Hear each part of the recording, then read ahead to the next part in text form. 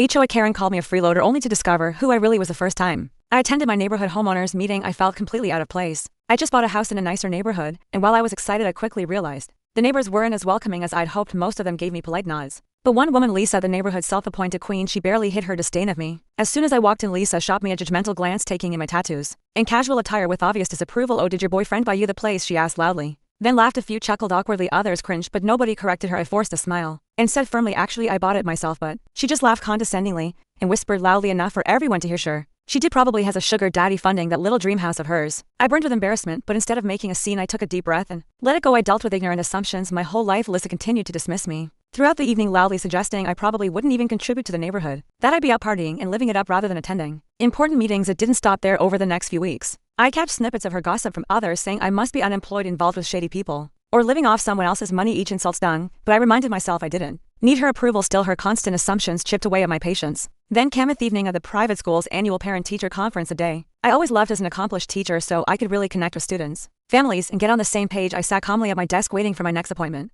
when my office door swung open and there stood Lisa with her daughter Casey, one of my brightest students. Her jaw dropped instantly, her face paled as Casey smiled and introduced me enthusiastically, saying, "Mom, this is Professor Harper. She teaches my advanced psychology course. She's incredible." Lisa's eyes widened in shock. Unable to speak, her gaze darted between Casey and me, desperately trying to compute that the successful teacher in front of her was not in fact a lazy gold-digging dropout she had created in her mind. I stood up calmly, extending my hand, and said, "Lisa, isn't it? I believe we neighbors." She stumbled through a forced greeting, red-faced and humiliated. Casey sensed the awkwardness and asked if we knew each other. I smiled lightly and told her how I was actually their neighbor and met her mom at a homeowners meeting. Lisa made a comment about how a teacher could never afford a house like mine. I told her I was actually a professor at the university nearby and taught AP Psych classes as a favor to the principal, who was an old friend. Lisa quickly tried to change the topic, stammering something about Casey's performance in class, but I gently cut her off and mentioned her daughter was doing exceptionally well. I said I have high expectations, but she meets them consistently. Thankfully, she hasn't let superficial judgments or false rumors influence her, unlike some. Lisa visibly Winston spent the rest of our meeting mostly silent, nodding politely as I discussed Casey's academic future. Thankfully, she was clearly embarrassed by her behavior. From that day forward, the dynamic in our neighborhood shifted dramatically. Lisa no longer whispered behind my back at meetings. She avoided my gaze, choosing her words carefully.